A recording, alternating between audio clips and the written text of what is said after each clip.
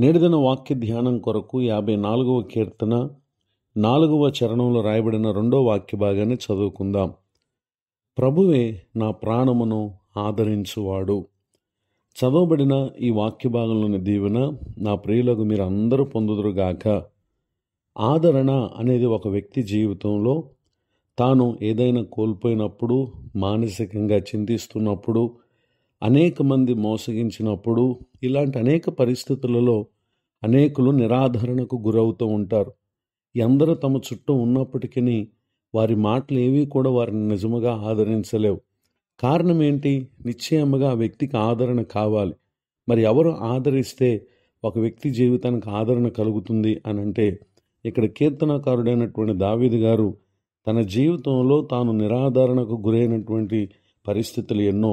అయితే వాటన్నిటిలో తనకు ఒక ఆదరణకర్త దొరికారు. ఆయనే మన ప్రభు అయిన యేసు క్రీస్తు వారు.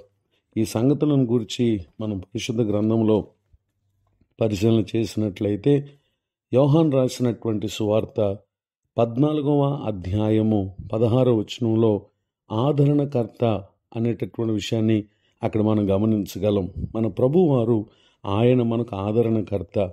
అయితే ఈ ఆదరణ ఏ విధమైనదిగా దేవుడు మనకు అనుగ్రహిస్తారు అని అంటే, యెషయా గ్రంథం 66వ అధ్యాయము 13వ వచనంలో రాయబడినటువంటి వాక్యంలో ఒక తల్లి వానిని ఆదరించినట్లు. నిజమే, ఒక వ్యక్తి జీవితంలో తల్లి స్థానం ఎంతో ముఖ్యమైంది. కారణం ఏంటంటే ఆమె ద్వారా ఒక వ్యక్తికి దొరుకు ఆదరణ ఎక్కడ కూడా దొరకదు.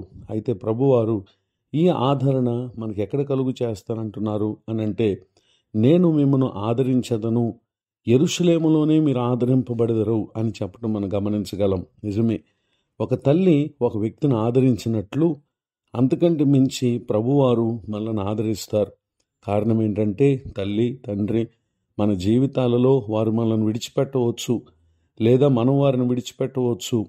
మానవ అనుబంధాలు ఎడబాయవచ్చు, కానీ దేవుడు ఎల్లప్పుడూ ఉండువారు గనుక ఆయన ఎవరిని మనం కోల్పోయినప్పటికీ ఆయనే మనల్ని ఆదరించే దేవుడుగా ఉన్నాడు. అయితే దేవుని ఆదరణ ఒక వ్యక్తికి దొరకాలంటే తల్లి ఒడికి వెళ్ళినప్పుడు ఒక బిడ్డకు ఏ విధంగా ఆదరణ దొరుకుతుందో యెరూషలేములో మనం ఆదరించబడతాం.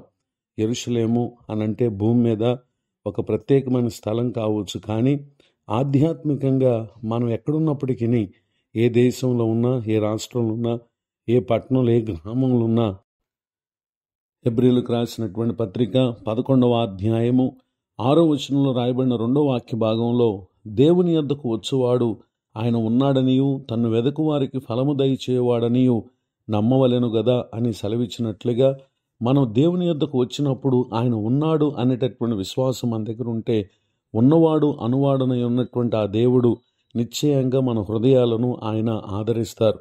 కొరింథీయులకు రాసినటువంటి 2వ పత్రిక 1వ అధ్యాయము 4వ వచనంలో దేవుడు మమ్మల్ని ఏ ఆదరణతో ఆదరించుచున్నాడో ఆ ఆదరణతో ఎట్టి శ్రమల్లో ఉన్నవారినైనా ఆదరించుటకు శక్తి గలవారు మగునట్లు ఆయన మా శ్రమ అంతట్లో మమ్మను ఆదరించుచున్నాడని దేవుని యొద్దకు వచ్చినటువంటి అనుభవంలో ఉన్న పౌలు గారు ఈ మాటలను తెలియచేయటం మనం గమనించగలం. నిజమే, వారు ఎంతో భారమును బాధను కలిగినటువంటి వారైనప్పటికీ ప్రభు చేత వారు ఆదరించబడుతూ ఇతరులను ఆదరించేటటువంటి వారిగా ఉండటను మనం గమనించగలం. ఈ మాటలు వింటున్న నా ప్రియ సహోదరి సహోదరులు, నాడు వారిని అనగా దావీదు గారిని, పౌలు గారిని ఆదరించిన ఆ దేవుడే ఇదను కృంగిన మీ స్థితి నుండి ఆయన మిమ్మల్ని ఆదరించి ధైర్యపరిచి మీరు చేయలేని గొప్ప కార్యాలు మీ ద్వారా జరిగించుటకు సమర్థుడు, ఆదరణకర్త అయిన దేవుడు.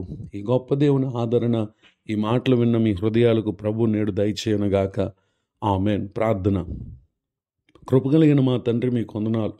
నేడు విన్న ఈ మాటలు మా ప్రియుల హృదయాల్లో భద్రపరిచి వారు తమ జీవితంలో మీ వలన కలుగు ఆదరణ పొందుటకు తగిన మార్గములో మీ యందు విశ్వాసముంచి మీ నుండి వారు ఆదరించబడుదురుగాక.